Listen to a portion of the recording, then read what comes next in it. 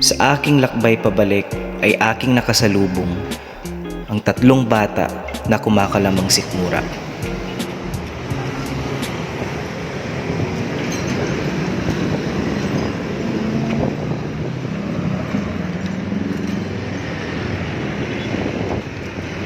Boy, kumain na kayo? Magkakapatid ba kayo? Tropa? Ito, ayan. Ngayon tayo dito. Anong pangalan mo? Anong pangalan mo? Ha? Ronald. Ikaw?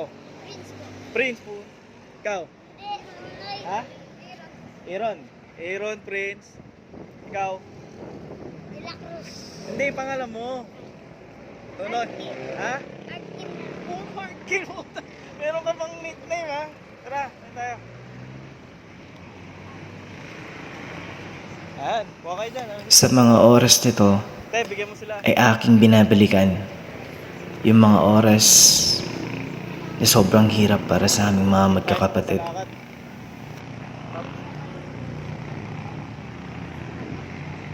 Malakad, Pampanga. Si Bonbon, no? Gear up na sana tayo kaso nakita natin yung mga tropa, si Prince. Oo, sige! Ito, malamig. Oo, te, yung sila. Heart kit, ano pa mo? Heart? Nakita niyo si Ninong yun, Ito, solid yung ano. Mga, yun, ayun yung gulay. Sarap yan. Okay na yan. Ayun, yung mga tropa. Hindi naman natin kailangan maging mayaman para tumulong. Minsan, mas masarap tumulong kung kukunti lang yung meron sa atin. Kung ano lang yung kaya at pwede nating maibigay. Ako may checkpoint na naman. Dami pang mas kawawa sa atin mga pamangkin.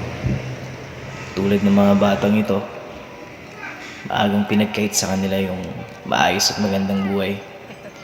Pero kung titignan mo sila, Ayos ba? mas masaya pa nga sila ata kaysa sa atin.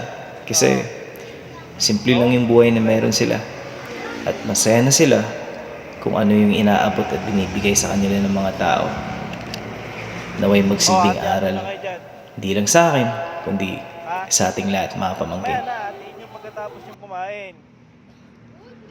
Sino bang mas malaki? O siya, 20. Tig 15 kayo. Oo, 5 lang naman. 5 lang naman yung lamang niya eh. Kasi malaki siya sa inyo eh. Oo, ayan. Ano ulit pangalan mo, tropa? Jeron, ikaw? O, Jeron Prince, ikaw si Heartkit. Utik na yan. Balik na ako naman nila ulit. Pagdadaan ako dito, nakita ko kayo. Okay.